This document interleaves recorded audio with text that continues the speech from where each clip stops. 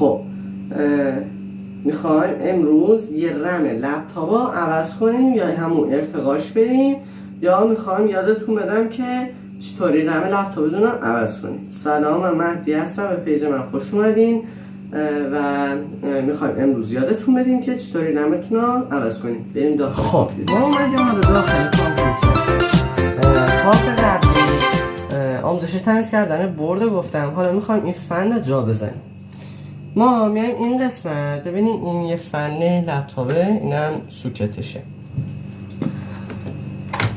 این قسمت یه دونه جافیشیه که این سوکت میره داخل اون فیش، جافیشی جا سوکتی هم.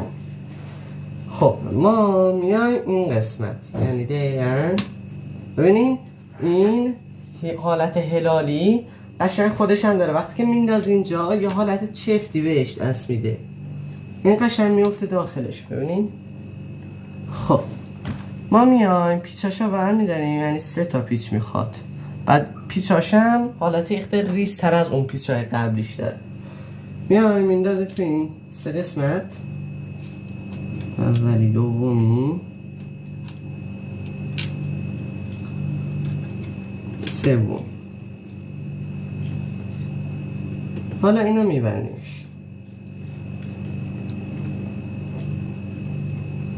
این قسمت هم میبندیمش، این قسمت هم میبندیم. حالا ما 3 تا چیه بستیم؟ 3 تا دونه پیچا. خب ما میایم اینجا فیش جا میزنیم، قشنگ جای فیش ها مشخص میکنیم.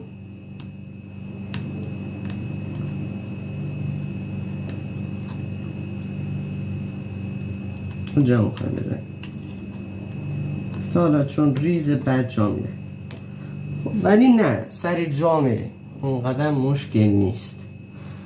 خب حالا ما اینجا که حل شد، مشکلمون رفت شد.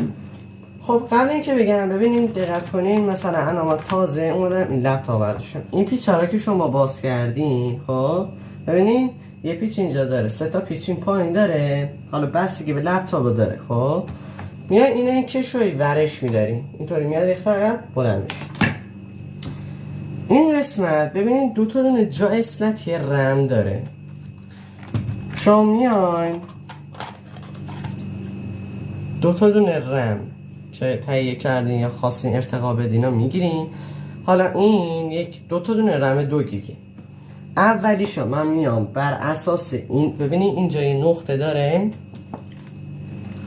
اینجا هم یه نقطه داره، زیاده صفحه شا ندین که سوکتش خراب بشه. یواش میاریم این قسمت حالت سراشیبی، بذاریم مقطع اینم برم نزدیک. ببین حالت سراشیبی اینطوری شیب میاد زیر این جا اصلتی ها، این قشنگ چفت اصلتش میشه. رفت آخه. بعد اینا میان یه خط فشار میدین، تموم. وقتی که فشار دیدین که حالا چقدر راحت این رم رفت جا. حالا این دومی ها که ما دیدیم دوباره با جا اصلتی که این نقطه بود تنظیمش کنیم، یواش فشارش میدیم داخل. ببین حالت سراشیبی گیره. بعد یخته اگر دیدین جا نرفت با انگشتتون یا ناخونتون اینا یخته بدین عقب.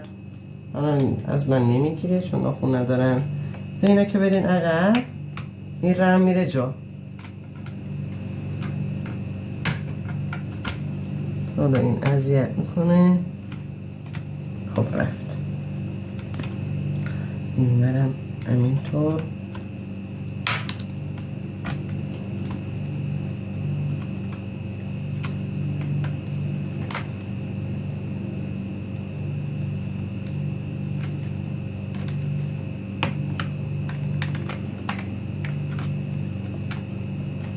ببینین الان چون نرفت جا، چون دقیق نخورده بود جا، دیدین یخته اذیت کرد. بازم یخته فشارش میدیم، دیدین تا طرف جا.